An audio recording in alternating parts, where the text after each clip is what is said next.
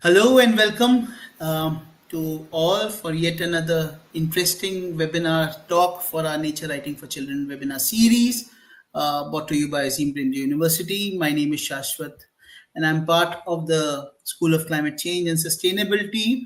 And through these talks over the past couple of years, and I'm hoping that you've joined us multiple times in the past, we have these very interesting conversations with authors, publishers, writers, talking about their whole writing process of books, which have a lot of relevance and thought for the environment and nature genre.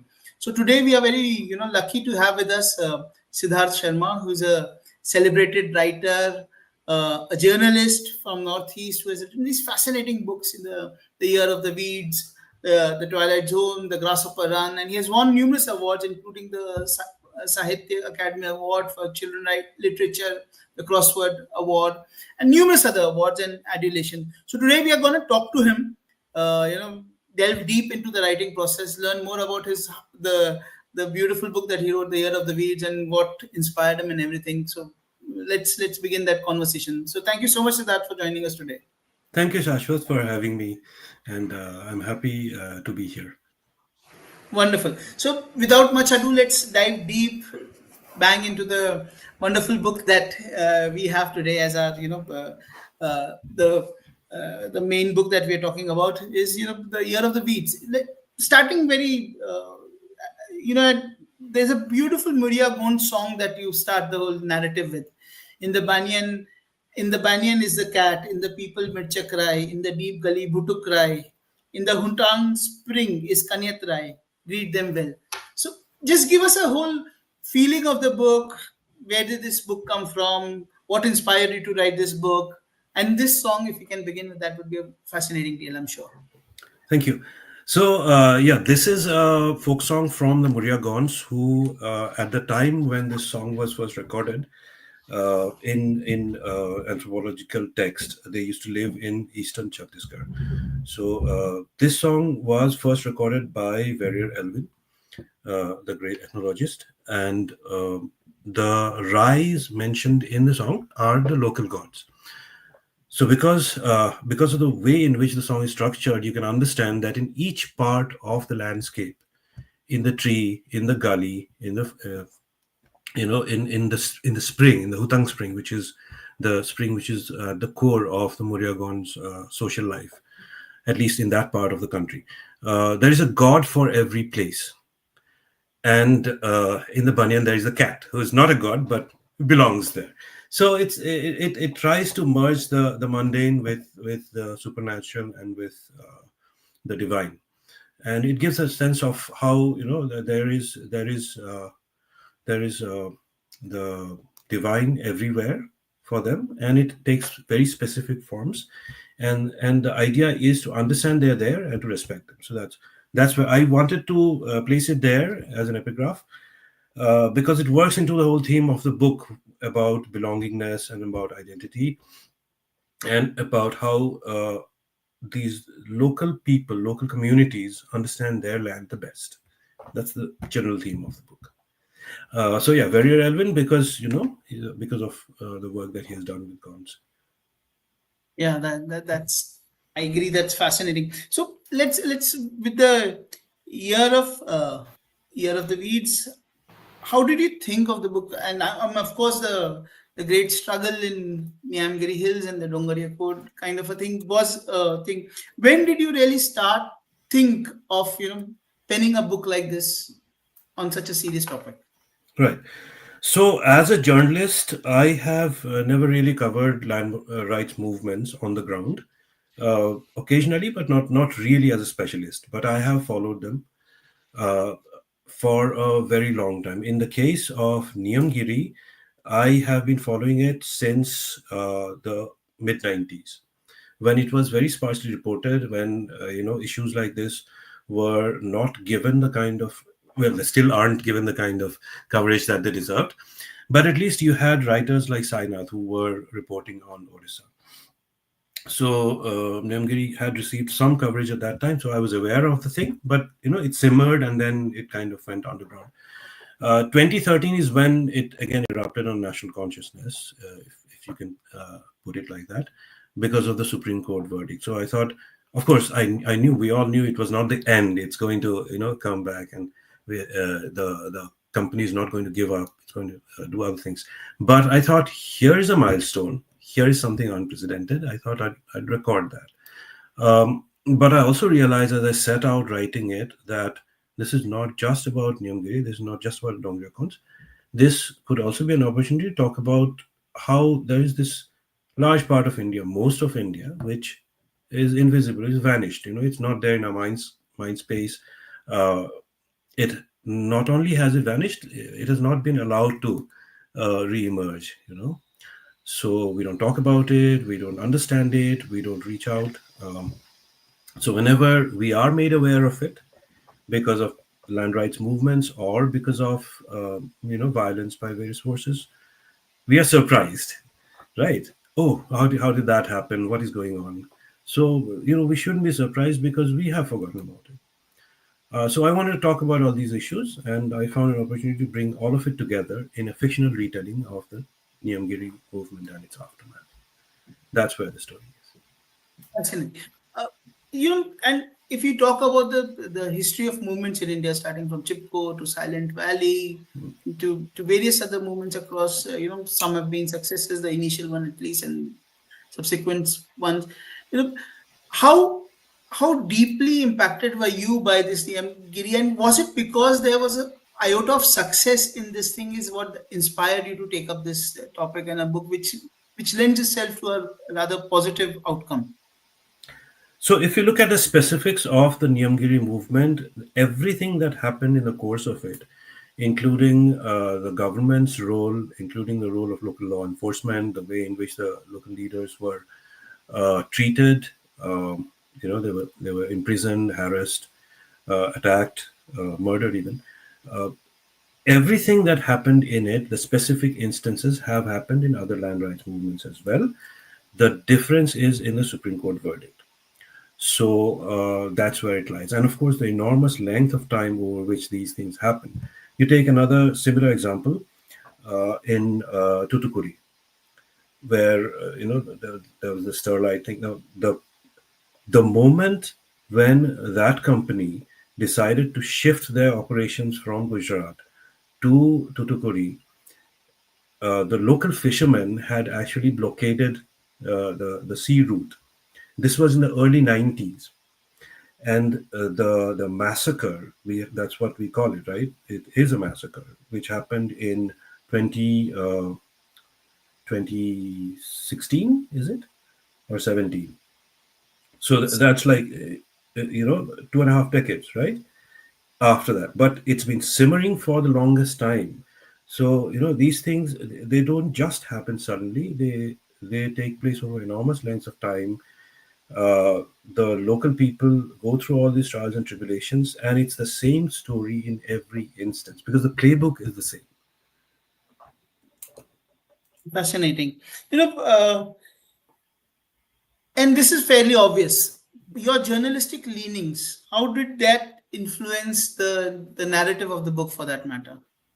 So, almost everything that I have described in the book are things that I have seen as a journalist, maybe not specifically to land right movements, but definitely to any kind of, interaction between Indian citizens and this enormous, creature called the Indian government and its various parts and organs.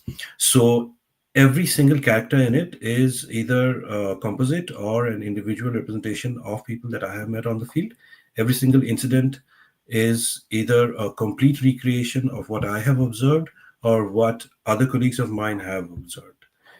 Even the more outlandish ones. So, if I may cite one instance, again, no spoilers, but in one case, Korok, who's the central character, one of the central characters in the story, is asked by a group of young people, social workers, who've come to the village, and the village has become famous because of its agitation against the proposed bauxite mine, and they're looking for a dam.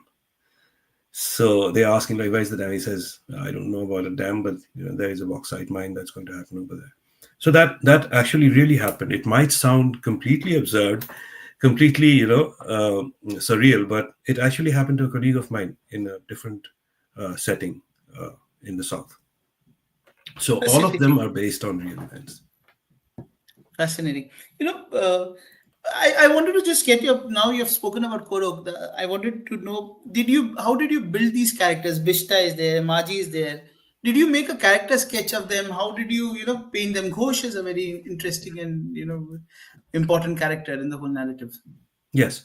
So in this case, I spent the initial, my homework preparing these characters before I began on the plot, because the plot was more or less, broad outlines were already there in real life. So these characters, now one thing that I do, that I have at least done so far in the three novels that I have written, the good guys are composites of various people that I have met, and the bad guys tend to be based almost entirely on single individuals that I have known. So it's interesting how it works. It might tell us something about human society. So in Korok's case, the physical description of him is based on a little boy that I knew back in my hometown. One of my neighbors, actually, he was very interested in flowers and plants and things. He wasn't a gardener like Korok is, but he really liked plants and things, and he had this curious, inquisitive look. So he'd just sit with me and look at the garden in our front yard.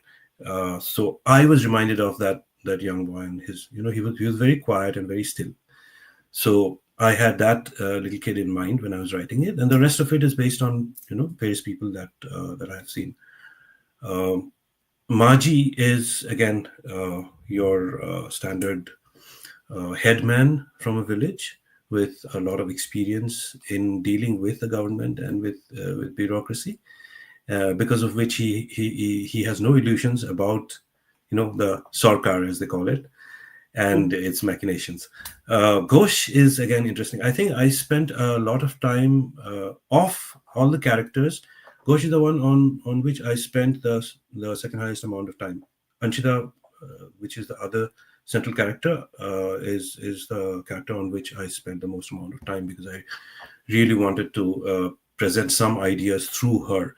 The interested middle class daughter of professionals, upright professionals with a conscience and with spirit, who's you can a large part of the, if I may put it like that, and one of the dominant feelings that I experienced while writing this book was anger at the system, um, at the state of things in our country, and the way in which I could see the country going. There was a lot of pent up rage within me, and some of it finds expression in Anchita and the way she sees the thing. So she does not understand why things are like this and why they are allowed to continue like this. So that was how I worked on Anchita's character. Ghosh is an amalgam of two people that I know, and of course, is a template for a lot of other people that you and I have met on the field. Uh, to call them fixers would be to generalize a very complex experience. These people are extraordinarily intelligent. They're very well read. They come from very good institutions. They have a lot of training in academic disciplines, but they have very specific, even arcane skill sets. In Ghosh's case, he specializes in troubleshooting for companies that work in the mining and mineral resources sector across the world. So wherever there is a problem, he knows how to deal with governments. He knows how to deal with bureaucracies. He knows how to sort things out. He does not see people. He sees resources. He sees numbers. He understands the stock market. He's a bit of a whiz at that, but he also sees the big picture, and that's what makes him really dangerous. He's not just a strongman, fixer, middleman kind of thing. He is, he consider an economist with no conscience, and an understanding of the world and an ability to deal with things on the ground. That's a dangerous guy. So that's what Ghosh is. He's based on two real people I know. Fascinating. Okay. I had this question for you. Your journalistic career and everything have been based out of Northeast India prior to assuming moving to the US. Much of your groundwork had been the Karma Bhumi in that sense was Northeast India. Since this was a fictional book, uh, did you think about transplanting the whole thing into the Northeast, because Northeast is also an area rife with a lot of such you know uh, contradictions and movements per se. Yes. So, yes, certainly that's there. I worked in the Northeast as a reporter at the beginning of my career, and then I worked in Delhi. So while I was based in Delhi, I was reporting from around the country, including from Odisha. But that was political reportage. But I found that in this case, even if of course there is always the temptation to write from or about the Northeast, but in this case, Niyamgiri is so specific and so significant that I wanted to base it in that state. Obviously, Nyongiri is in southern Odisha, near the border with Telangana and Andhra. But I set this story in the novel in the northwest. So that was the only difference that I made. But apart from that, I really wanted to base it in Odisha. Yeah, because that is interesting, because while it was a fiction novel, you wanted it to be specific, people to realize where it's based, Yes. which movement, and because you have used very interesting real world incidents here and there, like the politicians visiting and everything that you have done. Uh, that was a very deliberate thing that you wanted to do. And was Yeah. there, when you set out writing the book, was there something in your mind that you want to drive a message, or was it just your, as you said, your feeling of angst that was finding uh, pathway through this book? So I set out to write it to celebrate the Supreme Court verdict and its aftermath, the decision of the Gram Sabhas to vote against the proposed mine. As I was writing it, I did feel a lot of anger and rage because of the whole history of what has happened to the issue of land rights in India. But overall, the main thing that I wanted to do, and the reason why I had it published through a young adult imprint, is I wanted to talk to people with who a conversation is possible on these issues. For instance, and I guess this applies to most of the people who are here listening to us, we know about these issues, we are aware about them, and we either try to do something about it actively, or we write about it, we try to spread awareness. So you could say we are the choir, right? And we are preaching to ourselves, which is great because these conversations are necessary. But I doubt there is anyone in our audience who is not aware of these issues, or they are unaware, but they would like to be informed about it. If they are unaware of the inherent inequalities in India, then well, I don't know where they're based, but it must be a wonderful place. I'd like to know where they are, some kind of utopia. But then there is the other sort of people, right, who are aware of these things but don't care because they're not affected. They really don't care about that part of India which has been wiped off the map. What do you do about that? Do you write a book to address these things to them? Is it going to make any difference? It's tiring to have these conversations with people like that. So I was also tired while writing this book because I had been having conversations like this with people like that, and I was like, let me talk to people with who at least conversations can be worthwhile. So I thought I'd talk about it to young people who are interested and who would like to know, and maybe they can do something about it at some point. At least they would know.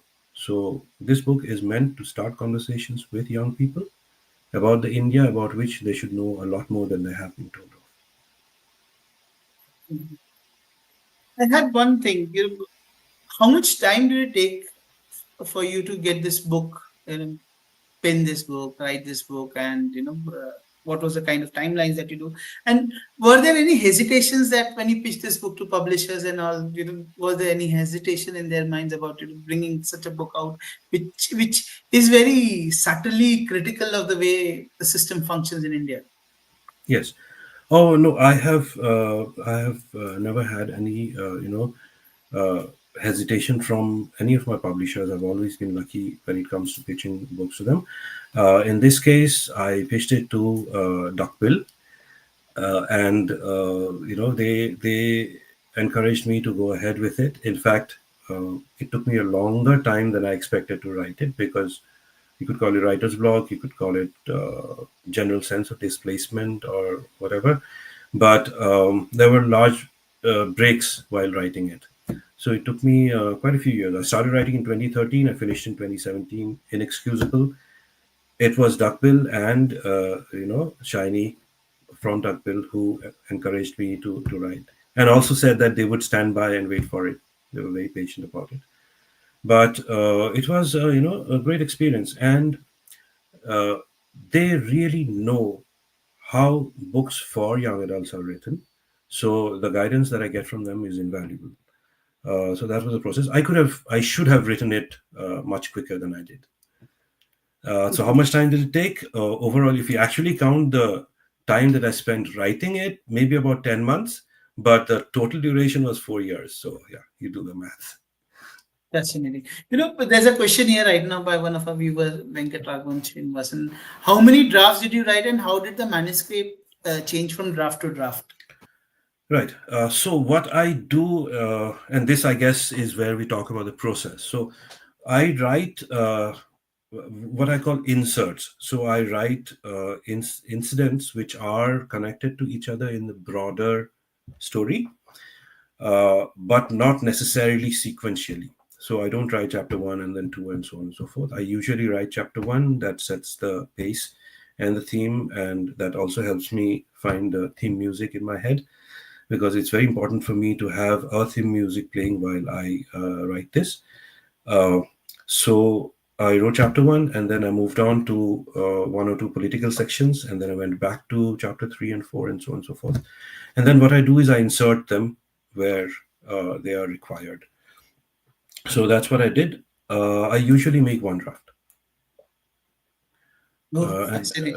and there weren't any significant changes during the editing process. There were suggestions and one or two editorial interventions, but broadly it is what we had set it out to be. Fascinating. There's another thing that is there, of course, the kind of research that went into this, writing this book, especially, when you were talking about the tribal community, the Gond community for that matter, the nuances that you brought about their life, their beliefs, and everything. If you can just take us through the effort that it took, it would be wonderful. That's right. Thank you. So there are two or three aspects of the book for which I needed to do certain amount of research. Funnily enough, the parts about the Gonds, if you compare it to the Grasshoppers Run, the details about the live experience, the day-to-day lives of the people are not as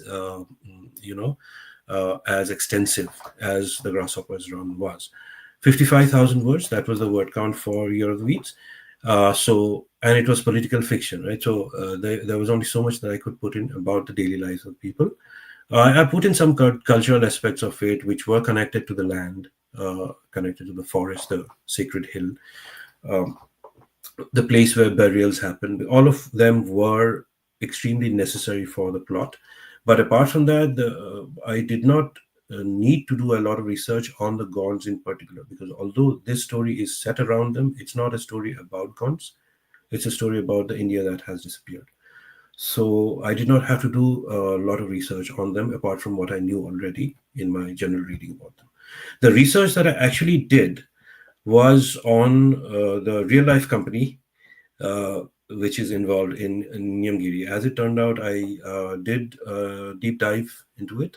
There's a lot of extensive, material, um, financial records, and things like that on it, readily available. I didn't have to, really make a lot of effort. So that took a bit of time. Reading numbers always takes time, but numbers tell a lot of interesting stories. So it made me understand the nature of the mining industry and how it's connected to everything. Bauxite, for instance, is connected to, the whole alumina refining process, the electricity required for the power intensive nature of the operations, which is why you want to know where the bauxite's coming out, to check out where the dams are built and where the power stations come up and all those things, right? What you call the smoking gun. So it made me understand the lay of the land a little more, because I've never really reported on industries as a reporter. So it made me understand that thing much better. And of course, I had to simplify a lot of things to make it more, in line with the story that I wanted to tell. If you go back to the real life cognate, then you have Lanjigar, the alumina refinery near Niyamgiri. Lanjigar came up much earlier, before any moves were made on Niyamgiri, because it was there in preparation for it was a fait accompli. They were so certain of getting Nyongiri that they set up the alumina refinery there. It's still there. So that tells you a lot about how things work. That's the part where I spent quite a bit of time researching on things and talking to people who had been researching on these companies in the past. Absolutely. It reminds me of one of our guests in these talks had said that even though you write fiction, it's very necessary to do your research, and it has to be based. Thorough research in that sense is very required for Yeah. writing even fiction. It's a responsibility that you take. Yes. Yeah. One more thing that was the juxtaposition of the rural and the urban. Yeah. You said Anchita is one of the things. I really like that line that in the early chapters you say that in the rural area they say take the fruit because it's fresh, and in the urban no take the fruits, they are about to rot, Yeah. and in the urban areas they say take the fruits, they are so fresh. So while there are multiple narratives that are going through the book, starting from a very from a limited geographical space to a multinational kind of a role play that you have. Through Ghosh you talk about Africa and Australia and everything included. How did this this interplay between an India that India and the Bharat, as we call it, right, the rural part and the urban part, how important was that to the narrative itself? It was very important, actually. And thank you for pointing that out, because it was necessary.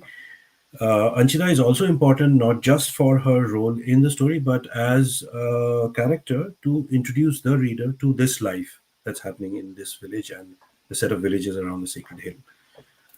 You don't have a character like that, then it's very difficult to introduce all these things. Like, how do you talk about society and a way of life that is unfamiliar to your reader, even to the writer? So a character like Anchita is essential in this case. That's why I had to work a lot on her, because through her eyes we get to see these people, we get to see Korok, we get to see the specifics of his life, and the enormous deprivation that is a part of everyday life across the country. Wonderful. So there's one question by Tubing, I think so, and I think so. This is very relevant to take it here. How did you navigate the journalistic influences of chronicling with the need to tell an engaging story? The balance between research and fiction. Yes, that's certainly there. As a journalist, as a reporter, we have very limited word count. For instance, you might research for 2,000 words, but you're only going to write 450, because 500 means your editor is like, oh, cut it short, right? So that's there. So going in that all you can do is build an iceberg, and it's that top little thing that's going to show. Not even that, because it's going to go to the desk, and the desk is like, well, the intro is not working. So there are all these practical compulsions. The thing about operating on your own and having a substantially larger word count is you get to decide how much research you can do. I think over time I have become a little more sensible in the sense that while researching, I get a pretty clear idea of how much of that research is actually going to go in the book. So that doesn't mean that I stop the research, because there's also that compulsion to understand the whole picture, or as much of the whole picture as I can. But I also know how much of it is probably never going to make its way in print. So balancing it becomes easier over time. The first novel that I wrote, the research that I did, for instance, I ended up with about 1,500 archival photographs. There are no photographs in the Grasshoppers Run. There are no parts of the story based on those photographs except one or two instances. But I ended up with those photographs because I was like, okay, deep dive, right? So I went on and I started diving deeper and deeper, and you end up with a mass of stuff, and then you're just stuck with it. It's fun, but it's certainly time consuming and it does not help in the writing process at all. But over time, I have learned I still end up with probably a lot of material that I will never use, but I know that I'm not going to use it. So I don't, things don't get bloated. Fashion. Fascinating. Just before we proceed, there are quite a few things. I'm thinking this is the right time for me to ask you to read an excerpt for us, and possibly because we are talking about the balance between research and fiction, possibly Ghosh's, when Ghosh guides us on how democracy works in India, that would be a wonderful passage if you can read it out to us. Okay. So that was sometime in summer. The chapters in the book, for those who haven't read it, are based on months because this whole thing takes place over a year. So the chapters are based on months in order to show how things have progressed. Uh, if you could remind me again where, Page which, 149. uh, 149. thank you. This is where Ghosh, the fixer, is in town and he is considering the way things work. So, yeah. Should I begin from the last paragraph at page 148? Yeah, no, I think so. 149, the Beginning? piece where he starts about democracy. Yeah. Democracy, yeah. So, now this is Ghosh just thinking about the way things work and what he has seen of the world. Now, he says, democracy, now that was different. But Ghosh liked it too because of the way it had turned out. He had been to most countries in the world and to some places which wanted to be countries of their own. Only a few countries were really democracies, he had found. Most other people just didn't know how it was supposed to work. They thought they knew, but had absolutely no idea.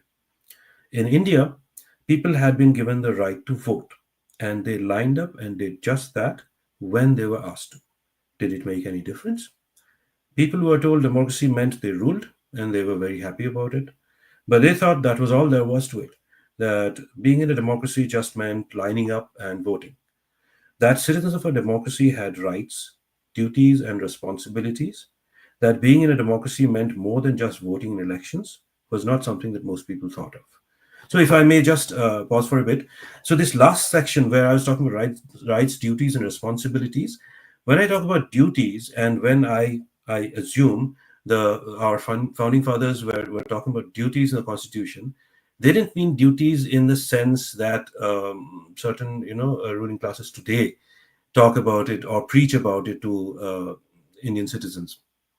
It's not just duty to the state, it's duty to the democratic structures that underlie the state, and it's duty to each other and to our societies.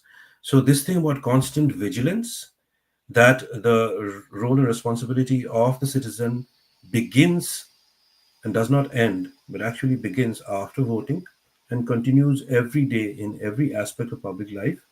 That's the duty that I think the founders of our liberal democracy were talking about. Not, if I may use the term, not kartavya in the sense that it is understood in Indian culture. But that's how it's turned out, right? Yeah. So Ghosh had realized after traveling around the country that people had a different idea about what a majority was. In elections, people voted for whoever was from their caste or religion or even language. People thought a majority in a democracy was a group based on who they were born as, not what ideas they believed in or what work the candidate could do. And Ghosh had also realized that people thought voting in elections was the end of their responsibilities as citizens. Actually, that was where a citizen's responsibilities started. Should I continue here? Yeah, please, please. Okay. Could you tell me till where I should read? No, it's just I'll tell you. Yeah, till the that paragraph to be in power. It's so easy to be in power. But Ghosh had read about the people who had written the constitution, and he knew that they had been thinking of something completely different. A vote was supposed to stand for some ideas or principles that the voter agreed to. But in India, it had come to stand for the identity of a person based on who the person was born to or what gods he was supposed to believe in. For Ghosh, this was wonderful. It meant an election would not result in the best person or the smartest person or the more qualified person coming to power. It only meant whoever ate exactly what most of the people in his area ate, or a person with the same surname as most other people in the area would win. So it meant that companies who paid Ghosh so much money only had to be friends with whoever was in power, and the people who were usually elected were not the right kind of people for the country, that is. They were very suitable for the companies and people like Ghosh, very useful. And it was so easy to be in power. Wonderful, wonderful. This, this is just a. When I was reading this thing, it was a commentary that kind of touched you because, to be honest, it's difficult to find such a thing in a young adult book for that matter. But it's true and relevant, and as you said, it's very important to bring out these messages and have conversations around these things. So fascinating. Partic- I must. Particularly Yeah. because you will not find it in our textbooks. Yeah, yeah. So this book has received a lot of awards and adulation and recognition for that matter. What does it mean to you, number one, and what has been some of the feedback that you've received? That has really, was the sort of thing that you were wanting or not wanting criticism for that matter as well? So, uh, the best part of writing a book like this has been the conversations that I've had with young readers. For instance, I went to Bukaru, the literature festival for children, and I had a session with kids who had some of who had read the book and some of who were there because they wanted to talk about the Constitution. So we had a free-ranging discussion. It started with the Constitution. We actually covered about 6,000 years of gender inequality and the way in which systems and structures are emerged. Um, so yeah, because those questions come from genuine curiosity to understand, and the follow-up questions are also equally honest. So one of the best things about writing for children and young adults is the honesty of the opinions of the readers. If they like it, they'll tell you. If they don't like it, they don't mince their words. And there were a lot of things. For instance, they said, okay, so if it is gender unequal, how did it emerge, right? So then you have to go back to the beginning of civilization, and you have to look at settled societies. You have to look at the inherent inequalities in agricultural systems which underlie the rise of cities and all that, all of which are relevant today and will continue to be as long as these inequalities continue. So that is one of the most one of the most delightful aspects of writing for children. And after writing this book, because I have been asked a lot of questions about these issues, which have made me think a lot more about these issues. And it also made me understand that we really, really need to have these conversations. It's not going to happen overnight. Whatever change we want in our country, whatever change we want in the way in which we engage with political systems and the way in which inequalities are addressed, uh, it's not obviously it's not an overnight process. It's not going to result from a change in government or a change in the dominant ideology. It's a generational thing, so it's going to take a lot of time, but it will only happen if we keep working on it. You know, if and it has to begin at home. It has to begin by talking to our children, talking to young people, and making them aware of things. Not necessarily that we have to be on the ground and be activists. We can just begin by being aware. Yeah, yeah. And especially, and I'll just like to build upon that when you said make bringing. How do you navigate this very thing? A lot of people feel this when they're talking about things of nature, environment. There's a lot of cynicism, skepticism. But when you're talking to a young audience, you don't want to pass on that negativity to them. How do you navigate this thing as a person who has years of experience and has kind of is distraught at the way the things are, and then talking to a young reader whom you don't want to necessarily feel despondent about the way things are. Yes. So what has worked for me is I when I have a conversation with them, I make it very clear that I'm not sugarcoating things for them. I'm not presenting an incorrect picture, but I also tell them why I'm talking to them. I tell them that my generation has failed in all the things that we are trying to do. We have not been good citizens. We have not been responsible citizens. We have not even been kind, not just as citizens, but in our personal lives. There's the enormous cruelties that abound in everything, in our relationship, in gender relationships, in social relationships, in professional relationships. You know, the only word that I can think of at this point in my life is cruelty, because that's what permeates every single interaction that we have. So I tell these young people, I'm not telling this to you to, put you off your lunch. I'm not telling you this to make you, pessimist, because I'm not a pessimist. I'm just being as realistic as I can be. And I'm telling you this because you can still make a difference. You can be better yourselves. And maybe if you are better, you can make it a better place than what we have. So I'm telling you this because we have failed, and maybe you can do better. They understand that part. They might not understand the complexities of things that I talk about, or the scale of the complexities, but they do understand what I'm driving at. Okay, so could that be a model? So lot of my in the talks that we have and the online courses that we run, this is a constant thing. A lot of aspiring writers also, that what is the tone and tonality that they should adopt when dealing with such very important issues and talking to children. What would your advice be to them?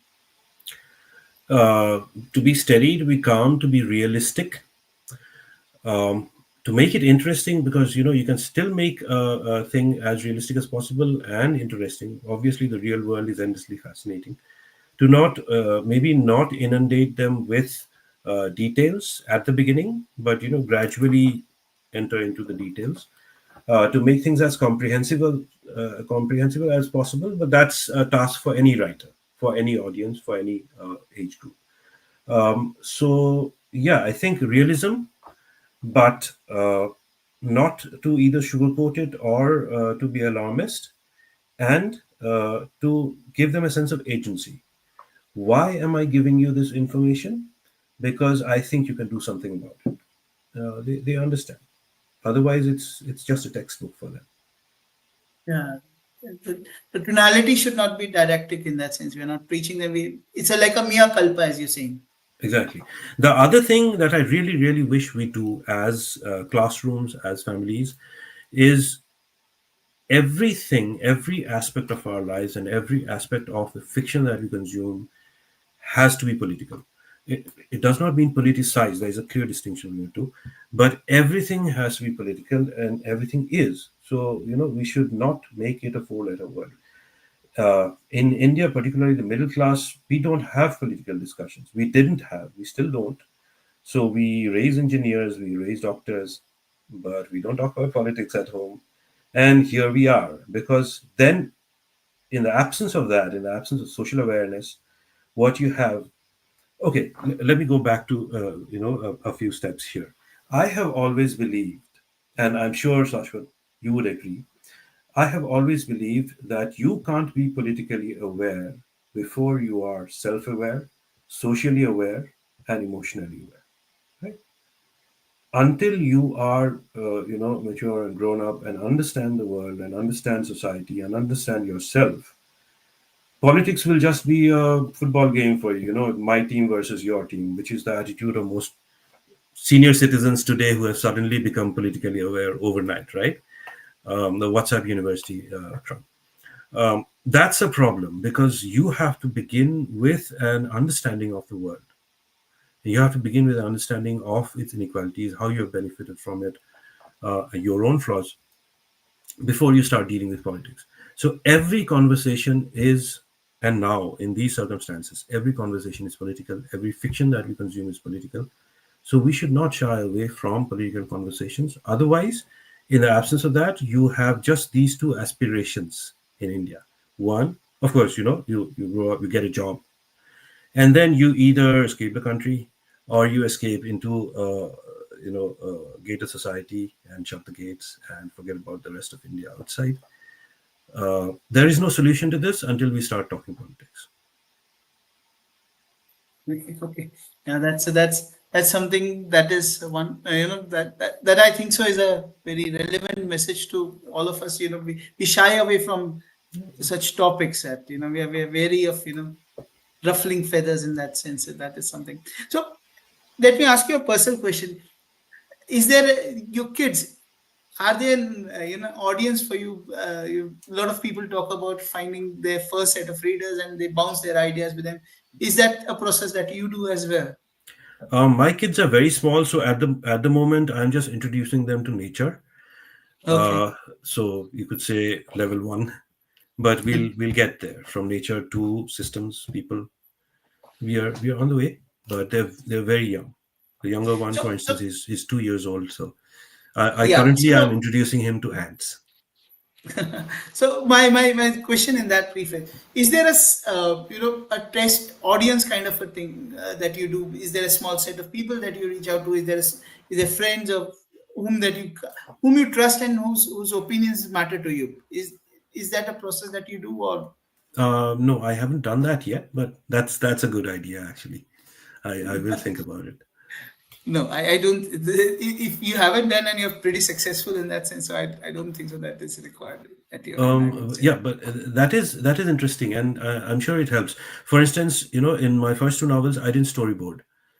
Uh, so for the third one, Twilight and Knotted World, the one set in central India, I storyboarded, and I found it a good experience. It's good to be systematic and scientific about it. Systematic and scientific, I am not. So it goes against my core personality, but it's a good thing to do. It helps. Okay. There's a author between us, Malika Ravi Kumar. She has written a book, The Case of the Missing Turtles, and she mentioned that she gave a little tribute to you by the character in her book. A wildlife warden gives the book to the child. So she has a question for you. Writing a book like this, does one need permission from people who are the principal characters of the story, even though it's fiction, but it's based on real events and people? Yes. So in this case, I have never visited Niyamgiri. I mean to, but I've never gone around visiting it. I did meet some of the leaders, local leaders of the Niyamgiri movement, the Dongria Kondh leaders, in a different setting in Odisha, in Bhubaneswar. They were there to have some discussions with political groups, and I happened to be there, doing political reportage during one of the election seasons locally. So I happened to meet them there. I talked to them. I said, I am not covering this as a journalist. Yep.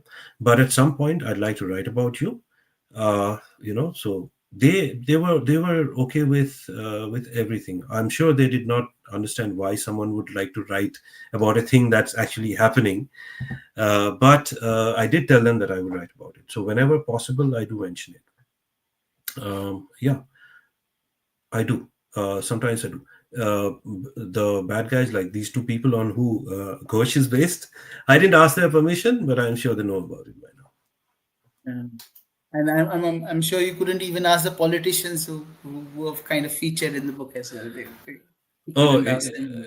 yes. No, that's the funny thing. If you tell the leaders of the Niyamgiri movement that you're writing a story about them, they'll be like, "But why? We did it. We did our best, and that's it. That's how we live our lives, right? Because that's how they approach the world."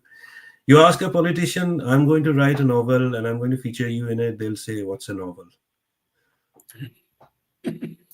Yeah, I get your point. Yeah. So just final before we move on, I know we're running short of time in that sense. You said and you mentioned this in the talk uh, as well. The character of the company, it has a very Orwellian feeling to it. It's while it's not there, but like the Big Brother is watching. It's so how did you did a lot of research as you said, but how did you kind of make that give it an eerie, ominous feel, even though not describing in real detail about what evil it was doing or whatever like that. So as I was researching on the real life company, I realized that most of the things which are directly connected to Nyamgiri and its surrounding, events are not really peculiar or specific to that company, right? So its method of functioning, its approach towards local people, its approach to the government is the same as any other major company like it. This other company that Ghosh goes to work for in Australia is a reference to another big company that runs India now, and it's exactly the way they function. In fact, the two real life Ghosh cognates, one of them has worked for both these real life companies. So it's the same, as I said, the same playbook, the same people. So I ended up with understanding that I was not just talking about this one company, but all of them. So all of them are the same company in that sense. Regarding the eerie and ominous feel and the tone of those passages, they emerged as I was writing it. So it was inevitable that the company is this overarching, sinister entity that is everywhere. One would think that that's actually the government, an overarching, sinister entity that is everywhere and that has absolute power, but it's these people, right? So that tone just wrote itself into the story. I didn't really have to build it. It was just there. Great. Now, I think so. I have some questions about your other books. If you can just tell us about your other, The Grasshoppers Run, A Twilight in the Knotted World. The genesis of these books and how do these novellas interconnect in that sense? Right. So the Grasshoppers Run is based during the Second World War in the Northeast, in Assam and Naga Hills, what is today's Nagaland and Western Myanmar. I wanted to write my first novel in my homeland, and I wanted to talk about the Second World War because I found it wasn't mentioned as much in fiction as it should be, particularly because it's set in the Northeast. So I had a lot of fun writing it. One of the things I learned while writing it was there's a lot of talk about guns in the book. Guns are an area of interest for me, and again, no excuses. It was my first novel, but I kind of let myself, go, and I put in probably a lot more details than I should have for general audience, for general readership. So I had a lot of fun writing it, and it was great to begin from my homeland. And that was the Grasshoppers Run. Then there is Year of the Weeds, set in Odisha. The third one, Twilight in Knotted World, came out in 2020. It's published by Simon and Schuster. It's for everyone. All my books are for everyone. Yeah. Like, Year of the Weeds is for everyone. If a grown-up reads it, fine, great, good for you. Go out and do something about it. But it's if you introduce it to young readers, I'd be really happy. But Twilight and Knotted World is for everyone. If you feel that young people might not like the violence and the crime and all that, then they might not read it. It's not graphic. I haven't done anything in the book that might be classified as graphic. It's about what we call the thugs. I have, it's historical fiction, so it's based on real people. It's based on real events. It's based on primary sources. So yeah, that is based in central India, particularly Jabalpur, Gwalior, Guna, that part of the country. So that's those are the three novels that I wrote. I have written a bit of nonfiction as well, including this book called Carpenters and Kings, which is a political history of Western Christianity in India, with a focus on the period before the colonial period, because Western Christianity, that is Latin Christianity, what is today the Catholic Church and the Protestant denominations, were present in India much before the colonial period. I want to talk about it because those sources had not been explored as well as they should have been, either by Western researchers or Indian researchers. So that's where that book comes from. And of course, the 103 series that is also there, the Scholastic. Oh yes, that one was fun too. So I've written two books in the 103 series. Scholastic has this series where writers talk about there are these different themes. So I have written on travelers. So 103 journeys, voyages, trips, and stuff. That has all these travelers that I really like and admire: men, women, plants, and animals. Uh, Travels that you don't want to go on. There's even a section on drugs and narcotics. So I don't know how I managed to, get it out there, but so that was there. Then there is one or three historical mysteries, puzzles, conundrums, and stuff, which again, an area of personal interest. I talked about things like the Bermuda Triangle and Bigfoot and the Yeti and so on and so forth. Fascinating. Now we'll get down to the brass tacks of writing for that matter. So let me start with what is your writing process? Is there a discipline that you follow? And when you decide on a topic, how do you go about it? What's the word that you use there? It starts with a D. Word as in? You just use the words there, discipline. Yeah. I, what does that mean? I've heard of it, but I've heard of it. People use that a lot. I'd like to know what that is. So Okay. yeah, no, there is no process. I use the excuse of writing a book to do a lot of research and learn new stuff, and then I get lost in things until I'm reminded that I have to write a book. So then I get back to writing it, and then I realize that I'm really near the deadline, and then I stay up late, drink a lot of coffee, become cranky and irritable, and end up with something. But lately, I feel that that process, I mean, I should have realized it a long time ago, but that process might not end up with the best or the best quality of writing. So I think a little more discipline, some focus, and dedicated time, uh, and more system would really make a lot of difference. So I can't afford to wing it anymore. Yeah. Now tell me this thing. As a journalist and as an author, as a journalist, I remember you kind of when the editor kind of changes your copy, you're very sensitive about that thing. But as an author, what is the role of the editor, and what is your partnership with the editor in that sense? So at the beginning of my career as a reporter, I was not obviously nobody teaches you this in journalism school that the editor is going to go through your stuff and but I got used to it mainly because the beginning of my career I worked for editors who were the old school types. They were firm, but they also knew how to guide you. So I was eased gently into the process. I was made to understand that I am not the final. I in fact once I have submitted my copy, it's not mine, right? So it was a great learning process. It did breed a lot of humility in me as a writer. I have been very fortunate as a writer of books because the publishers that I have had have been wonderful in every way. They are among the kindest, gentlest people that I know. I have very deep personal relationship with them, and they know the subject that I write on. They know the readership that I write for, and they have in many instances they have had a better understanding of what I am trying to say than I have had. So I have it's been a really good journey for me, which has been very encouraging because I get discouraged very quickly. So this has been a great experience. Definitely.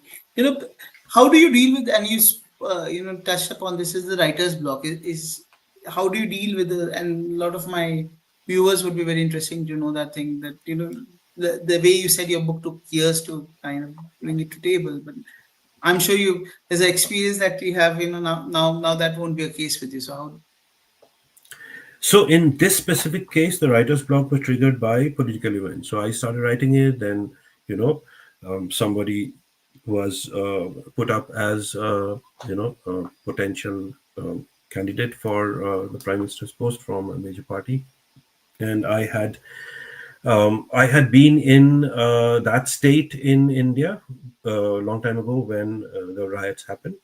So that made me feel okay. Things are going to get really difficult. So I allowed that to affect me personally. And then I was out of the country when all this happened, and then I went back to India in 2014. And I went back to journalism, started working again, not in the field. I was working as an editor, but I allowed external events to affect me, and there was this period of why bother, and you know what's going to happen and all that. So, in the middle of all that, I thought I would write a book on an aspect of Indian history, which would talk about what India is in terms of the multiculturalism that exists. It's not a social construct, but rather it has emerged because of India's geography and societies, which led to carpenters and kings. So I worked that out. But for the longest time, I was not happy with my writing, and that, I guess, was, I had always wondered what people mean when they say writer's block, but it comes in different shapes and sizes, and different forms. So for me, this was a period of disaffection and depression, actually. So I was trying to deal with that. I was not engaging with literature. I was hardly listening to music, which is very important for me. uh, I was not doing anything positive or uplifting for myself. So I just couldn't write. So that's one of the reasons why there was a delay in this case. I have just come out, or actually, I'm still coming out of another extended period of writer's block. So I haven't been writing anything for a while now, but I very recently completed a project, a short one. So hopefully, I will try to get back to it. But again, I think, and this is just my personal take from this, um, the older I get, the more I realize that these are, ultimately, nobody is going to care that I struggled with external events, or I could not isolate myself or be dispassionate enough to write to the exclusion of everything else, that I was affected so much that I stopped writing or was, not able to write, because this is a thing that I need to deal with. So sometimes you just need to keep hammering away. If you feel that the stuff that you're writing is not good enough, that's okay. You don't need to publish it. You don't need to show it to anyone. But the thing is to keep going. I think that works. So I really admire those writers that I know, some people that you know as well, who have the fortitude to keep going at it. They don't publish everything that they write, but they keep writing. Sometimes they keep writing in their heads. Now, me, I am lazy, so it takes me a lot of effort to sit down and type things out. So that's a problem that I need to work on. That's a lot of interesting thing. I have a question for you there, kind of related. Is a lot of people have spoken about the inner critic, and with the writers. Do you also have an inner critic within you, and there are times when you kind of despise what you've written? Is that and if you were to give again, based on all the years of experience that you've got, how do writers deal, as you said, hammer it out, and just a word of advice for aspiring writers? So in my case, it's very strong. Sometimes I write something in the morning, and I can't bear to look at it in the evening. So it's very, very strong. Like, I go through this now, and I'm like, okay, did I? Why? Why did I do that? So that's there. There's no way out of it.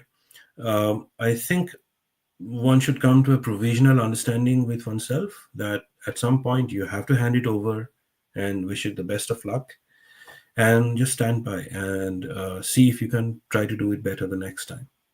But you have to let go. Perfectly. Coming to peace with yourself. Finally, there's one question that most of the people also ask is there a possibility of how do you make a living out of writing books like these? What is your view about that? Is that a possibility? And Unless you write bestsellers, and I don't know if the market is big enough in India for anyone to make a living out of writing, especially in English, very difficult. So I don't know. I've never thought about it. So when I was very small, I wanted to be a writer, and I was immediately told that you can't earn a living by writing. So I thought, okay, how about I become a journalist and then write on the side, which is what I have tried to do for all these years. But I don't think I would have been able to make a living on writing alone, and I don't think I can anytime in the future. yeah, and that's what most of the people also. It's not really possible in that sense. Yeah. So what I advise, I'm sorry to interrupt, but what I Yeah. advise young people, from my experience, is this: you find a job that you can tolerate doing on a daily basis, and make the job pay your bills, and then do this thing on the side. Fascinating. Who are your favorite authors and books that you can think of? So there are different ones scattered across genres. So it's kind of difficult to enumerate. But I think, at the risk of sounding flippant, I think my favorite writer, everybody's favorite writer, has to be themselves, because you, I understand my writing the best. I mean, no matter how much I read into another author, I might not be able to engage with their mind as well as I can with mine. Certainly, my mind will not be of the quality of the writers that I like. I like J.M. Coetzee. Okay, he's a great guy. Love his writing. I'm sure he's a great person. I'm sure I'll never meet him in person. I'm sure even if we did meet, what would he have to talk to me about, right?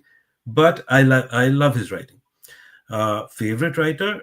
Not really, because there's a point to which I can engage with his writing, but I can't engage with the entirety of it or the entirety of his mind. And I'm not fully invested in where he is going as a writer, right? I'm invested as a reader to an extent, but there is a part of his journey which is his own, which can never belong to me. But this thing that I'm doing, that's where you know I can be fully invested. So, favorite writer, if a favorite writer is someone in whose existence one is fully invested, then I guess that's just me. So let me open this up. Set of books that you might. Let's generalize it. Yeah, yeah, yeah. So there are quite a few. It's very difficult to know where to begin. So if you look at genres, uh, in crime fiction, my f- I think the greatest crime fiction writer, again, if I say that there is this one, then Yeah, no, I and get it's your and point. it's not just, if I say I love Dashiell Hammett, who I do, then and his characters, who I do, then what happens to all the wonderful characters that Raymond Chandler has made? And some of them are really dangerous, so they might get annoyed. They're just here. So that's a problem, right? Espionage fiction. If I say I like John le Carre, who I do, I love his writings, then what happens to all the other espionage fiction writers who I also like? So it's very difficult. I get There are your point. tons, Okay. yeah.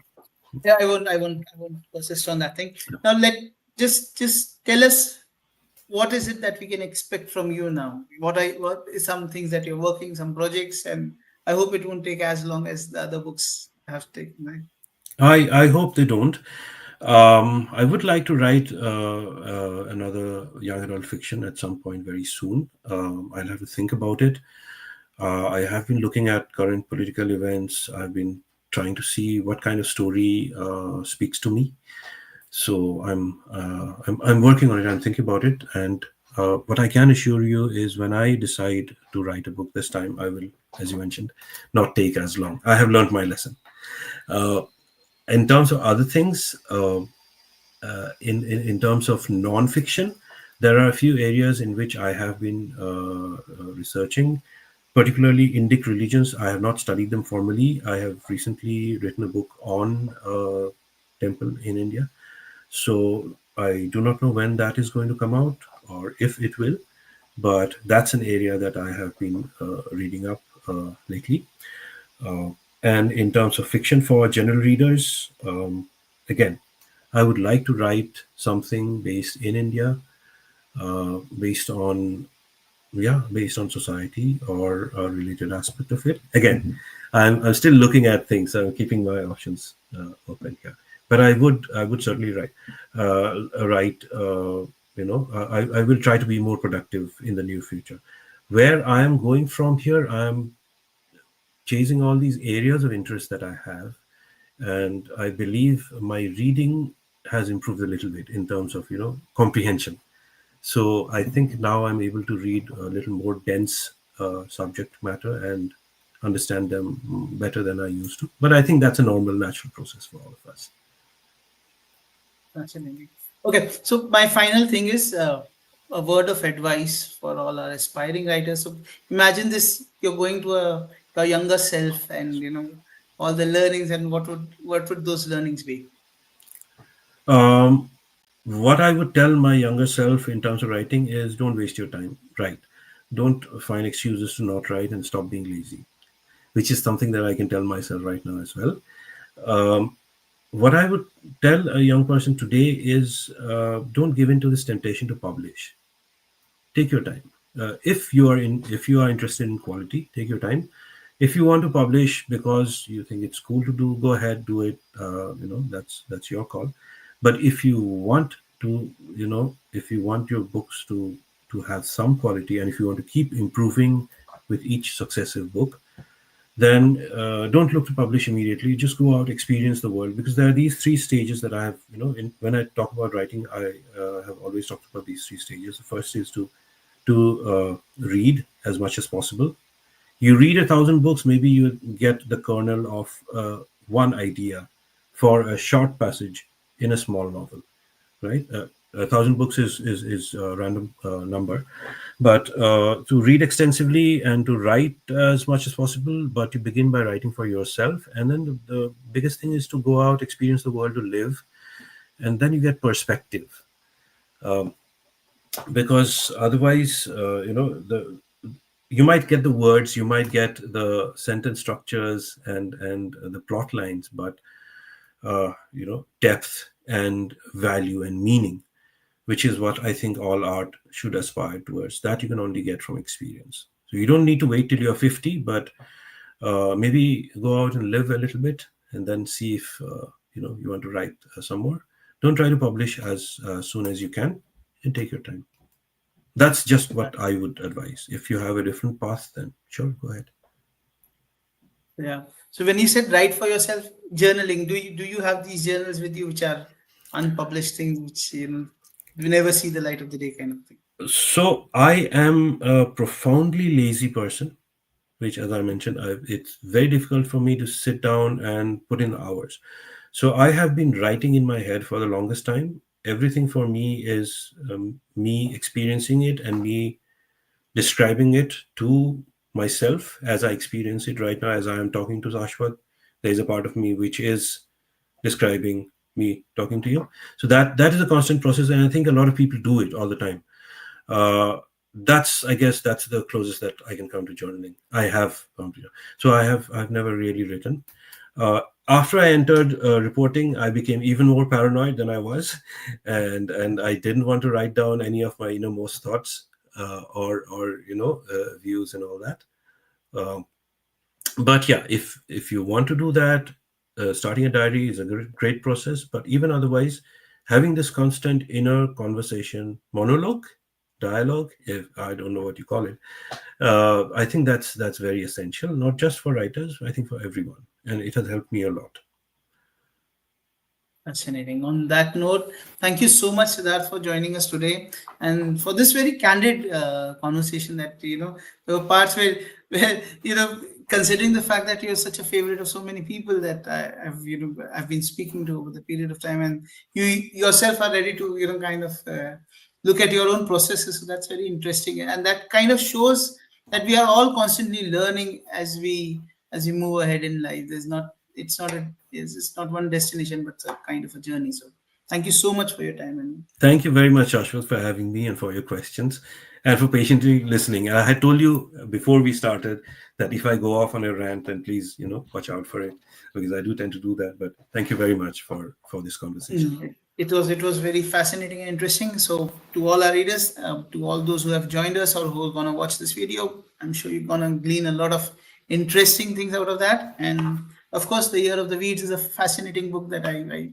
please insist that most of you should read if you are interested in this genre of nature writing, and not only that, but also for storytelling for that matter. Thank you so much, and we'll join again next month. We have a publisher will join us. Anita Mani is a publisher of Indian Pita books, and we'll have her on the conversation, and we'll fill you in with the details later. Thank you so much. Have a great day.